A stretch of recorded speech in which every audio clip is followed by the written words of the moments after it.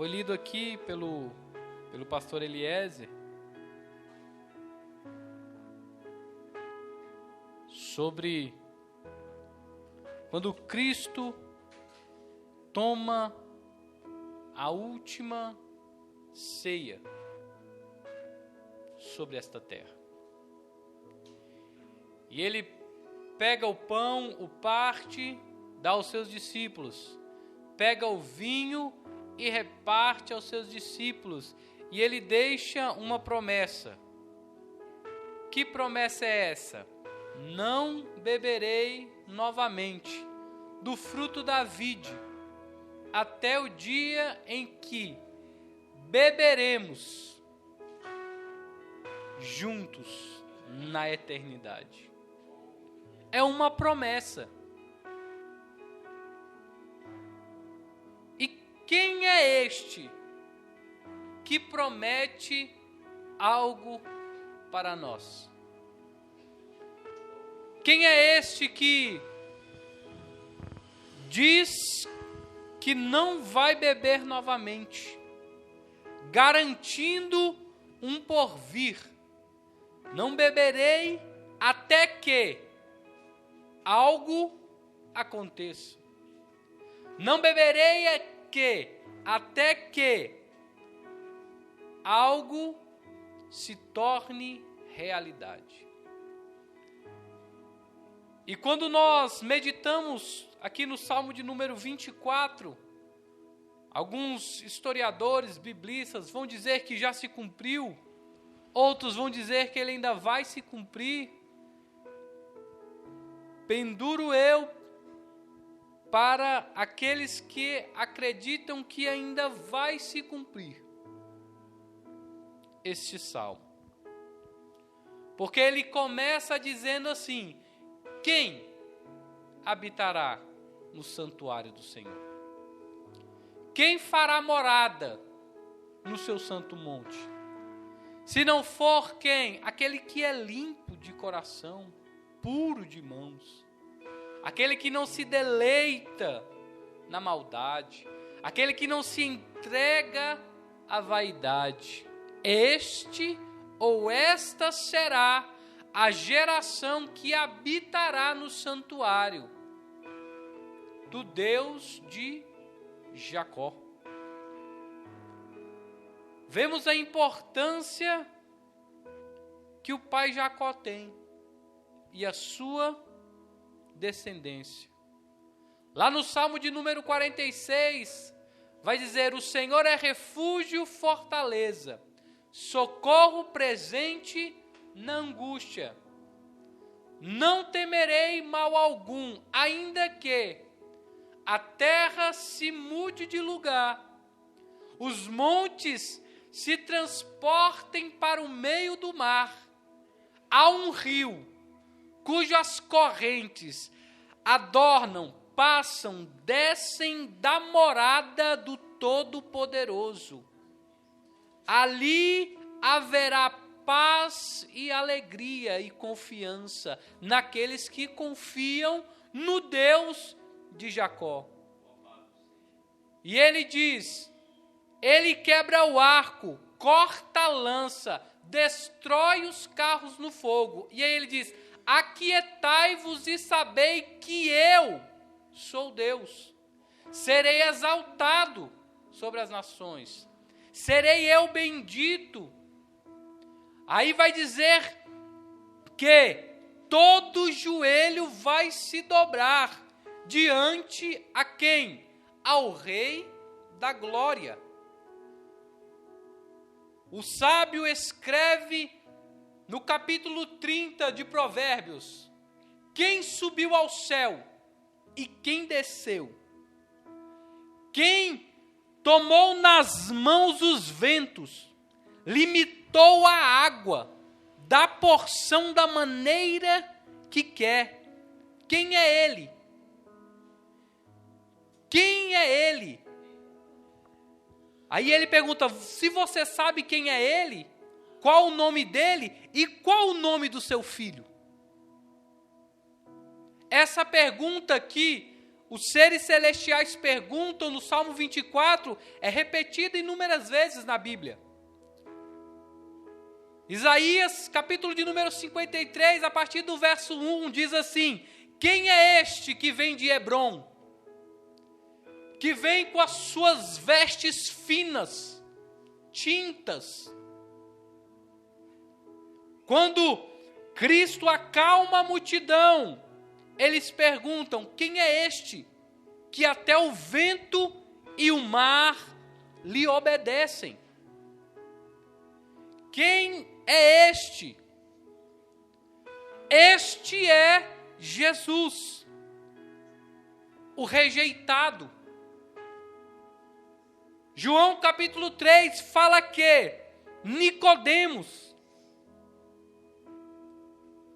ele de madrugada chega até o mestre, e a primeira coisa que ele fala: Rabi, mestre, sabemos que tu és mestre vindo da parte de Deus. Voltemos um pouco. Sabemos quem? Quem sabia que Jesus era? Nicodemos, principal. Mestre, Rabi, só era chamado quem estudava na escola de Hilel ou de Gamaliel.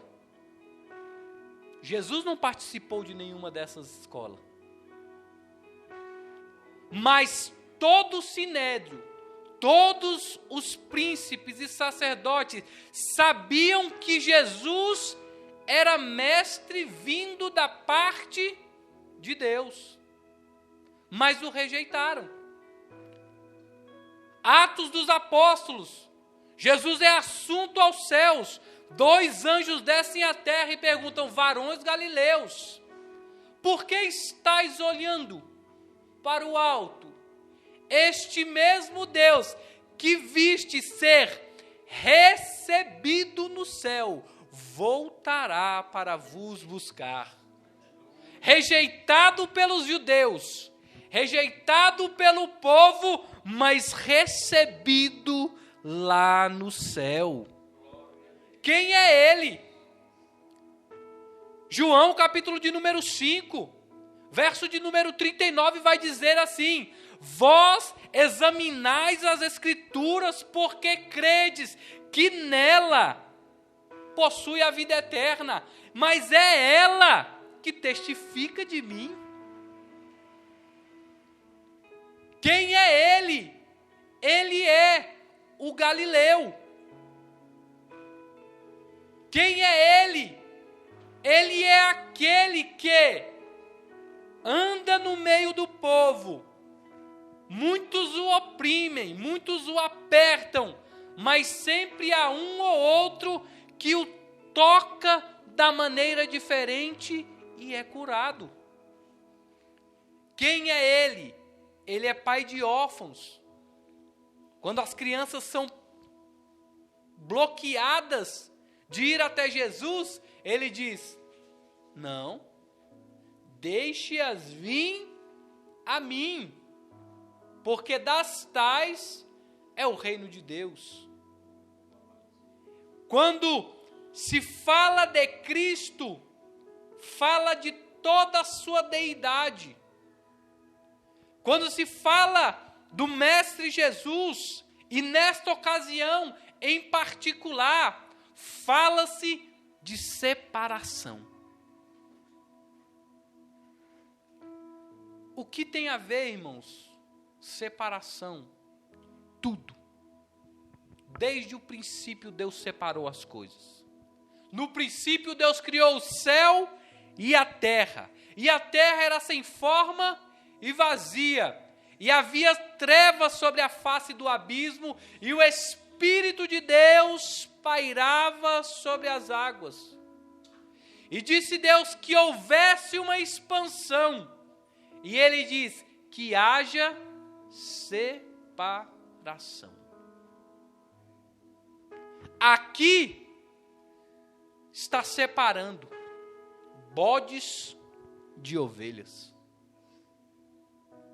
Isso aqui não é o culto do pastor Eliezer, do presbítero Manuel, do irmão Diego, da irmã Dara, da irmã Francisca, não. Este culto é a ceia do Senhor.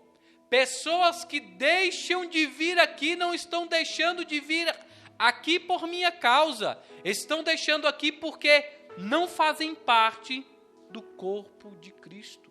Estão separadas. Irmãos, não adianta tampar o sol com a peneira. Como diz um ditado, quem é do céu, sabe que é do céu. Quem não é, sabe que não é de lá. Irmãos, entenda, não somos juízes e nem detentores de salvação de ninguém. Mas isso aqui, esta ceia, ela representa aqueles que irão partilhar da glória. Ah, mas Judas partilhou e não entrou, e a sua parte lhe foi dada com os malfeitores.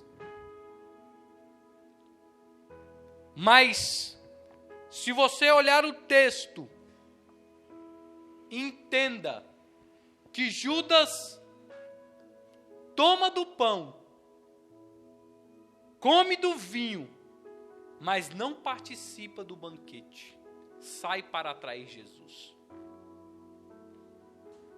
Comer do pão e beber do vinho, muitos comem e bebem, mas não participam do banquete. Quando entendermos que isto aqui é um premúndio ou um ensaio para as bodas do Cordeiro, começaremos a dar o valor devido a esta ceia. O hino 291 foi a primeira mensagem que eu preguei numa quinta-feira. E o tema da mensagem era Sim, eu amo. E baseada no hino. Sim, eu amo a mensagem da cruz. Até morrer, eu a vou proclamar. Posso pregar aqui, não sei quanto tempo permanecerei nessa igreja. Posso ir para outro lugar, mas a minha mensagem sempre será a cruz de Cristo. Sempre será separação. Irmãos, nós padecemos por causa de Cristo. Nós sofremos por causa de Cristo. Nós nos doamos em prol da obra de Cristo. E as pessoas fazem pouco caso disso. Você acha que entristece a mim, ou pastor Eliezer, a liderança dessa igreja, por mais que ficamos entristecidos, mas a obra é de Cristo. Foi o sangue dele que foi vertido no Calvário. 1 Coríntios, capítulo de número 2. Não vou confiar na minha mente. 1 Coríntios, capítulo de número 2.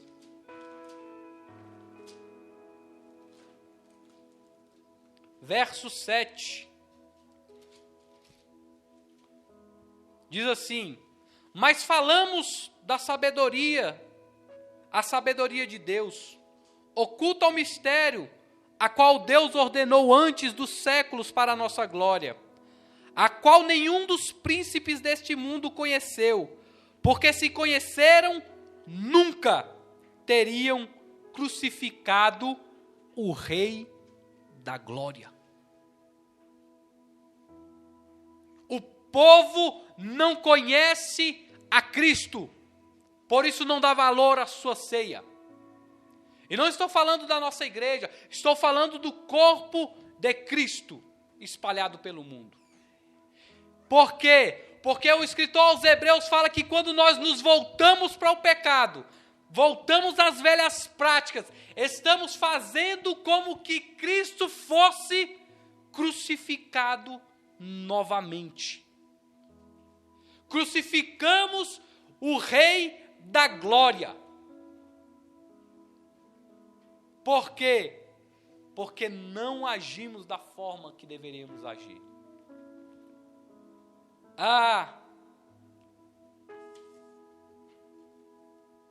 Mas somos falhos, sim, todos nós somos falhos. Eu sou um maior pecador, se eu posso imitar assim o apóstolo Paulo. Peco todos os dias, mas todos os dias eu peço para Deus, me ajuda. Não me deixe ficar da maneira que eu estou. Lava-me com teu sangue. Me ajuda a me colocar de pé todos os dias. Por quê? Porque isto aqui não foi um baixo preço, foi um alto preço. Pedro nos diz que não fomos comprados com ouro nem prata, nem com sangue de touro, nem de animais. Fomos comprados pelo sangue precioso de Cristo. Não aceito, não concordo com o jeito que eu trato a Cristo. E eu tenho certeza que você também não aceita o jeito que você trata a Cristo. Como somos falhos com o Rei da Glória. E como habitaremos se não estivermos com os nossos lábios puros, as nossas mãos limpas, os nossos corações purificados. Por isso que ele escreve ao Apocalipse: bem-aventurado o varão que lava as suas vestes no sangue do Cordeiro, todos os dias. Olhando para Cristo, vemos as nossas falhas, vemos as nossas miserabilidades, vemos o quanto nós somos pobres e miseráveis pecadores. E Ele é bom. Ele é santo. Ele é puro. Ele é imaculado. Ele é Rei dos reis, Senhor dos senhores. Apocalipse vai nos contar que os homens virão Ele vindo no seu cavalo branco, com o seu exército de anjos e a igreja salva.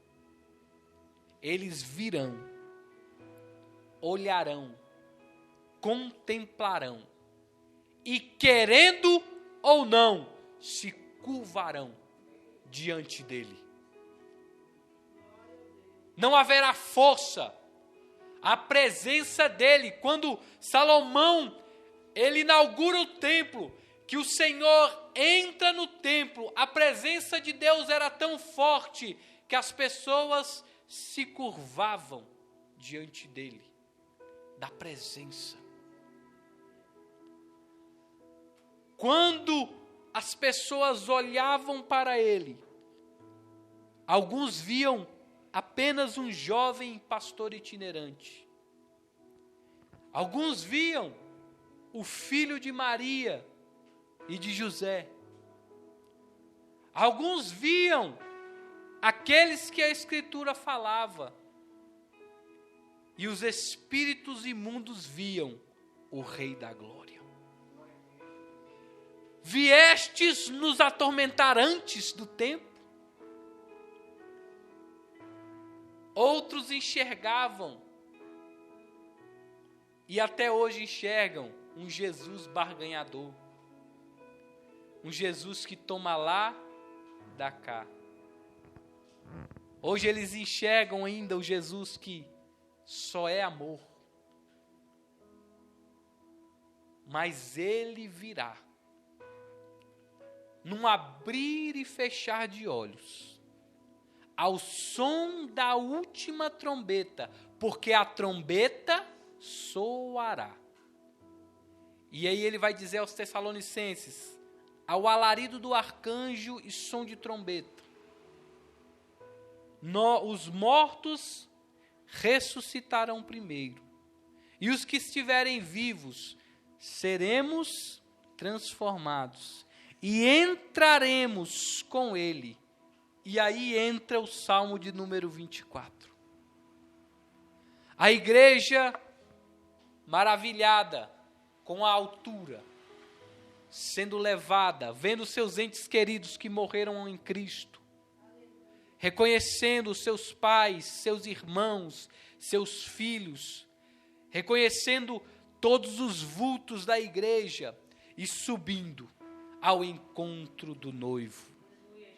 Chegando lá, ele nos conduzirá às bodas do Cordeiro e vai ter um portão, porque no céu tem que ser convidado para entrar.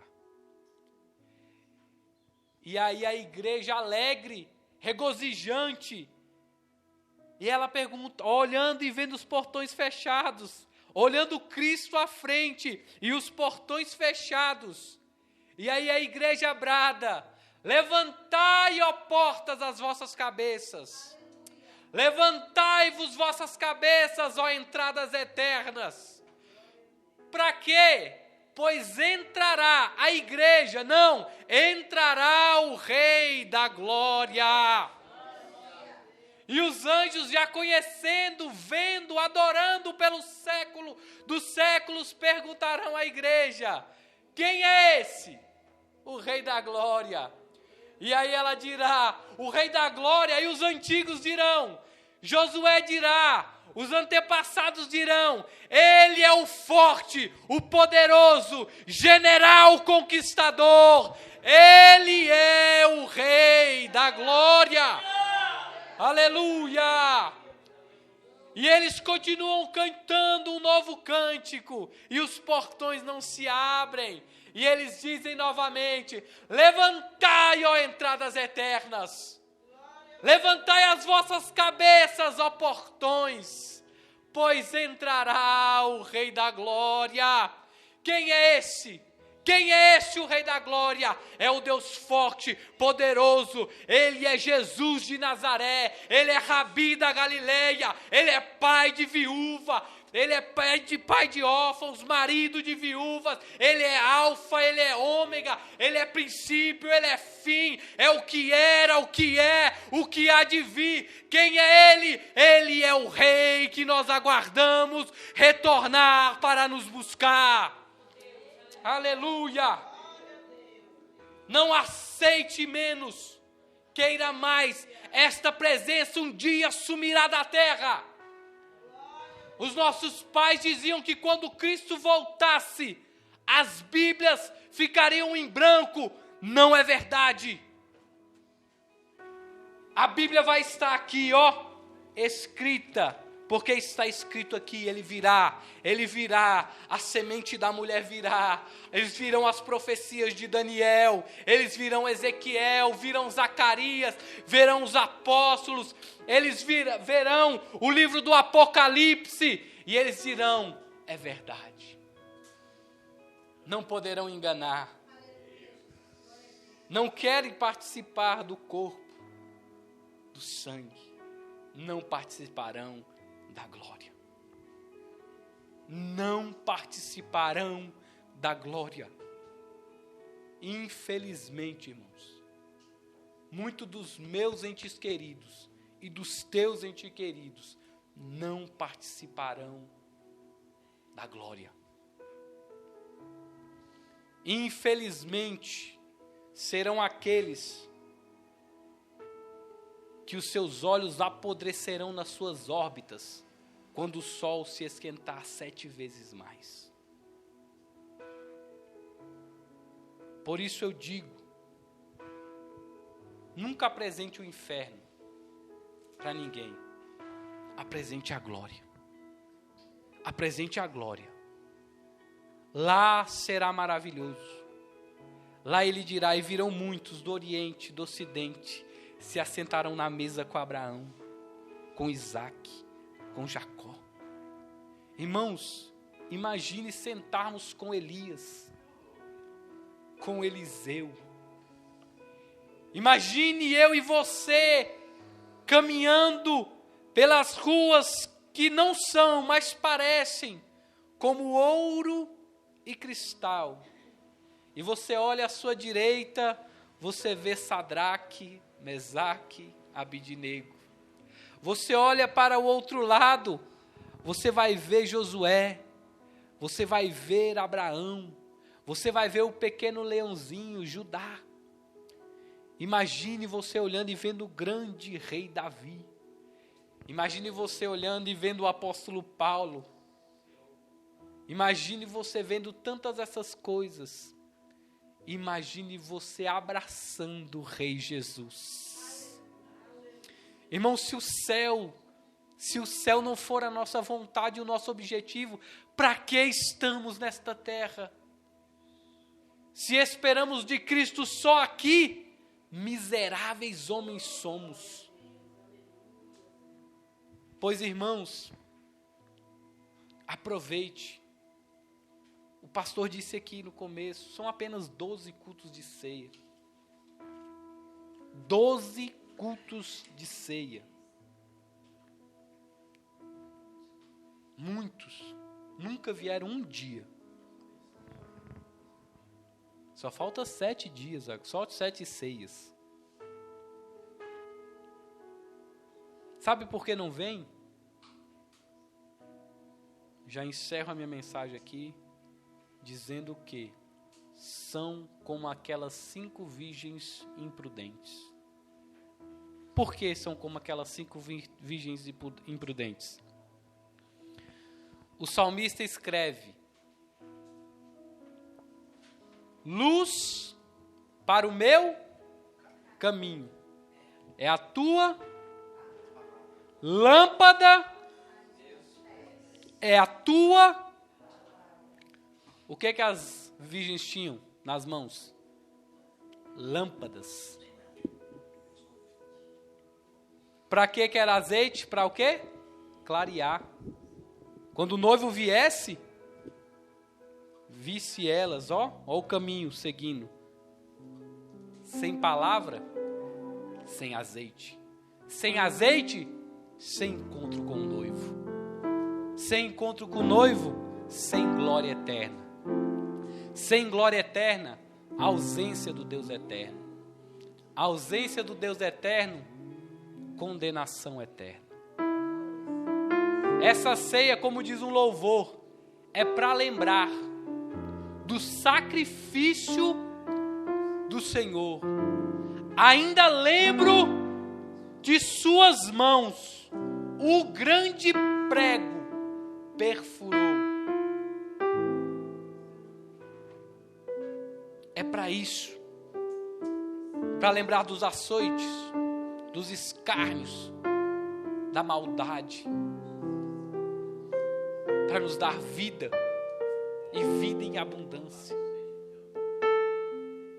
Adoremos ao Rei, irmãos. Tem um hino que diz bem assim: grande é o Senhor, digno de louvor, da cidade. Ele é grande, Ele é poderoso, Ele é eterno, e Ele está aqui nesta noite. Eu tenho isso em mente. Eu caminho e eu sei que não todas as vezes, porque eu sou falho, mas quando eu caminho eu sei que o Senhor continua com as suas mãos estendidas sobre mim e sobre o meu lar, porque Ele é bom. Ele é tão bom que Ele nos deu mais uma oportunidade de examinarmos a nós mesmos e depois beber do pão, beber do cálice e comer do pão, até que Ele venha e os portões eternos sejam abertos. Deus os abençoe, em nome de Jesus. Amém.